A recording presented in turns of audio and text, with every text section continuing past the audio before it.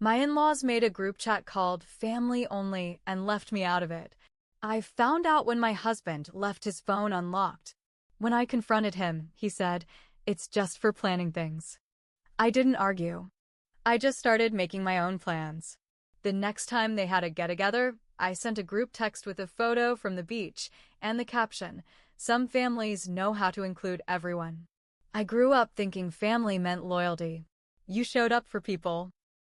You made room for everyone, even the ones who were hard to love. That's how it was in my home in Bozeman, Montana. My mom always said, "We don't leave anyone out, not even when they deserve it." I guess that's why I held on so long. I met Brian at a summer event in Missoula. He was quiet, but when he spoke, people listened. He wasn't like the other guys. He had this calm confidence, like he knew who he was and didn't need to prove anything. He made me laugh without trying too hard. We dated for 2 years. He asked me to marry him at Glacier National Park under the clearest sky I've ever seen. I said yes without even blinking. Marrying him meant marrying into his family. I thought that would be a blessing. His mom, Marcy, had this polished way of speaking, always saying the right thing. She'd hug me just tight enough to feel like she cared, but never long enough to feel warm. His sister, Dana, was always polite. Smiled when expected. Never more than that. His dad didn't say much, but he'd offer me a beer or ask about work sometimes. I wasn't expecting to be their favorite. I just wanted to feel like I belonged. I tried. I really did. I made desserts for birthdays, helped clean up after family dinners, remembered everyone's anniversaries. I even handmade a scrapbook for Dana's baby shower. No one thanked me. They just kind of nodded and moved on. I kept thinking, maybe it's just how they are. Maybe they need more time. Then came that Wednesday night. Brian had just gotten home from work. He left his phone on the nightstand while he showered. I wasn't snooping, I don't do that. But when it buzzed 3 times in a row and I saw the words "family only" on the screen, something inside me froze. I stared at it. I tapped it. There it was. A group chat with everyone in his family. Everyone except me. Photos from a backyard barbecue I had no clue happened. Plans for an upcoming birthday dinner. Talk about Dana's kids and who was bringing what for game night. Not a single mention of me. Not one. I didn't even know they had game nights without me. Brian came out of the bathroom, drying off. I sat on the edge of the bed, holding his phone. "What's a family only?" I asked, staring at him. He paused. "Oh, it's just for family stuff. Planning things." I didn't yell. I didn't cry. I just stared. "I'm your wife." "I know," he said quickly. "It's not like that." They just wanted to keep it simple. Less people, easier coordination. I handed him the phone. "Got it." He looked at me like he wasn't sure if I was upset. I wasn't giving him anything. I climbed into bed, faced the wall, and didn't say another word. That night, my brain wouldn't shut off. I kept thinking about all the things I'd done for that family. All the holidays I'd spent trying to fit in. All the ways I tried to help. And they made a chat to exclude me. That was the moment I stopped trying. I wasn't going to fight for space in their lives anymore. If they wanted their little club, fine. I'd make my own plans. The next weekend, they had another get-together. I knew because Brian mentioned it the day before, offhand, like it wasn't a big deal. "Family's doing something on Saturday," he said. "You don't have to come. It's just a casual thing." I smiled. "Thanks for letting me know." He didn't notice the sarcasm. Saturday morning, I packed a beach bag. I drove out to Flathead Lake with my best friend, Amanda. We laid on the sand, drank lemonade out of tumblers, and took selfies with the water behind us. Then I sent a text. Not to Brian. Not to his mom. To the family-only group chat. I had memorized the names on that thread. I built a new one and sent a photo of me and Amanda smiling on the beach, toes in the sand, sunglasses on. The caption? "Some families know how to include everyone." I waited. It didn't take long. Marcy texted Brian. Dana called. He stood in the kitchen staring at his phone while I stirred spaghetti on the stove. Finally, he looked at me. "What the hell was that?" he asked. I shrugged. "Just sharing some family plans." His jaw clenched. "You're being petty." I turned around slowly. "No, Brian. You made it clear what family means to you." "I'm just adjusting." He didn't say anything, just stared. That was the start. I didn't yell. I didn't throw dishes. I just started pulling away. After the beach photo, things got weird in the house. Brian didn't mention it again, but I could feel the shift. He started texting more, going outside to take calls.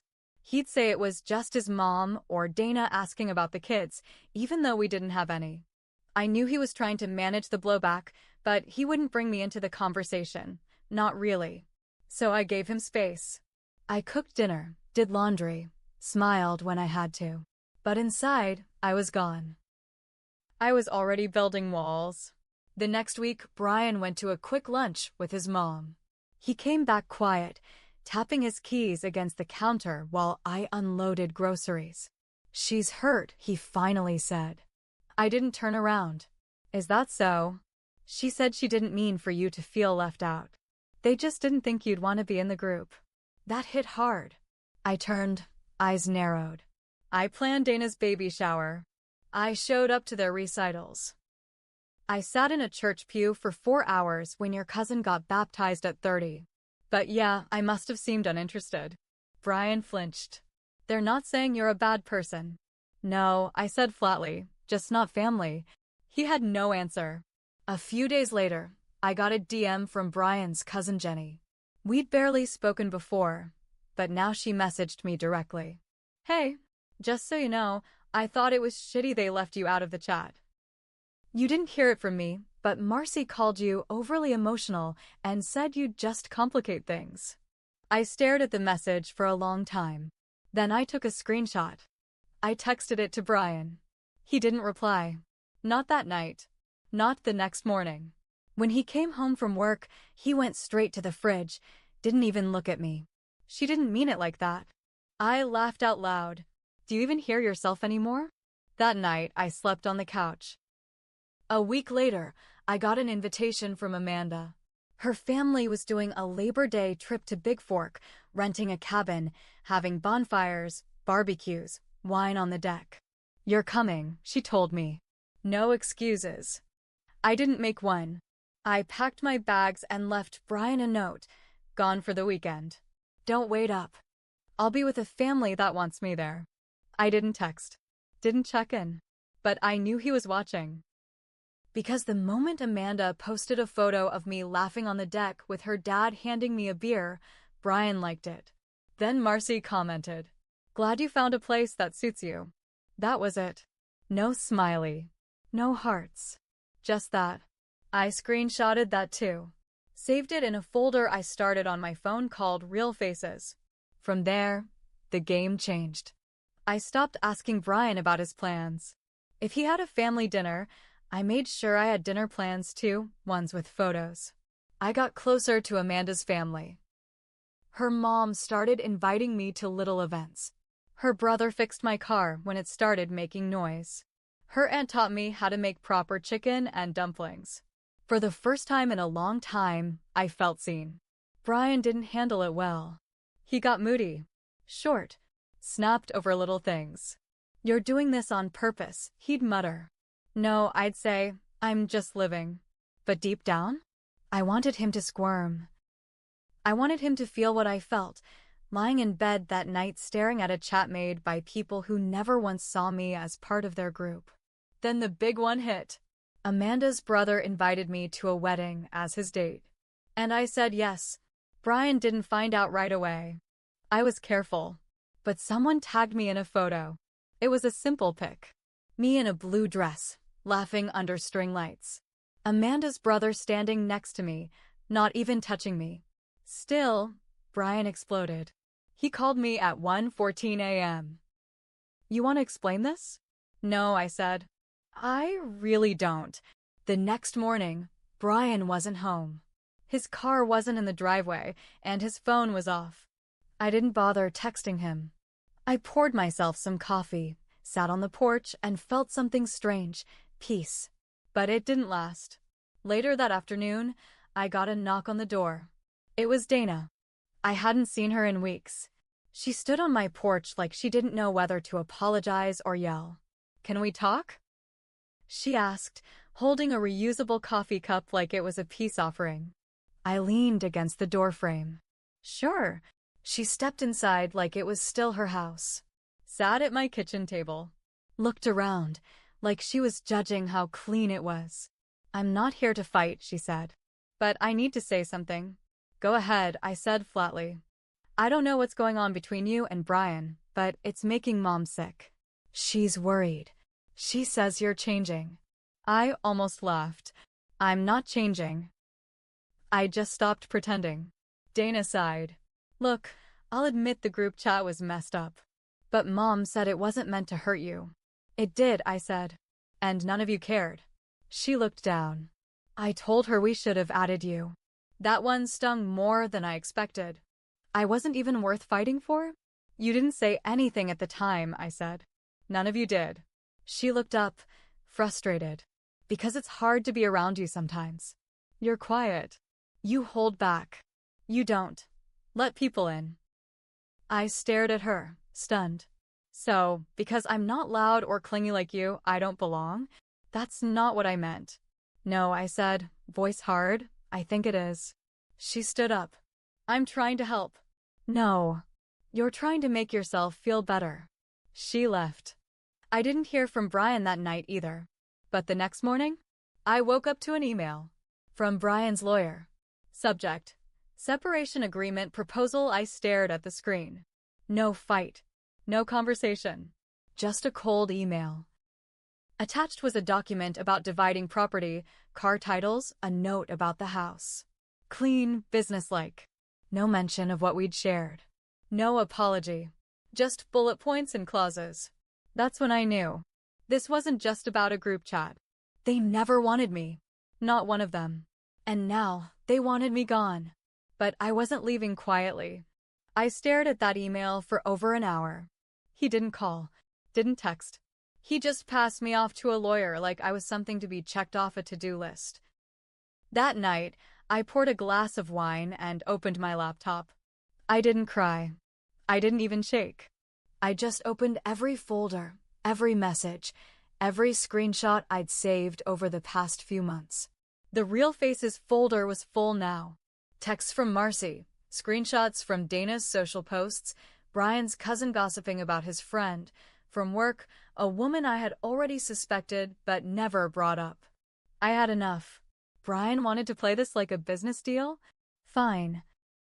I started by forwarding those screenshots, every last one of them, to myself, Amanda, and a private folder I titled Insurance. Then I replied to his lawyer. "I'll sign, but I want the house. And the Subaru. And half the savings. If not, I'll be showing some things to your client's boss, his extended family, and every mutual friend we've got." I never heard directly from Brian again. But the next day, a different lawyer emailed me, a nicer one. They agreed to everything. I signed, and within a month, Brian moved out. He didn't even fight for the couch. Marcy didn't reach out. Dana unfriended me on everything. Fine by me. I kept quiet for a while. But then Amanda's mom invited me to her birthday dinner. A big, outdoor family thing, full of love and noise and warmth. And that's where I posted my final move. A group photo. Me, Amanda, her parents, her cousins, her brother. Still just a friend. People ask. But no. We were smiling, wine in hand, plates full of food. My caption? Real family isn't blood. It's who shows up and stays. I didn't tag anyone. Didn't need to. Within a week, Jenny, the cousin, texted me again. "Everyone saw your post. Marcy's pissed. Dana says it was tacky. Brian looks like hell." I stared at the message and replied, "Not my family. Not my problem." But here's the honest part. Even though I won, if you want to call it that, it still hurt. I spent years trying to be part of something that never wanted me. I gave my heart to a man who didn't have the spine to stand up for me. And I changed. I don't trust like I used to. I look for signs now, clues that people don't mean what they say. That's the price I paid. So yeah, I got the house. I got peace. I got revenge. But I also got scars. I just don't let them show.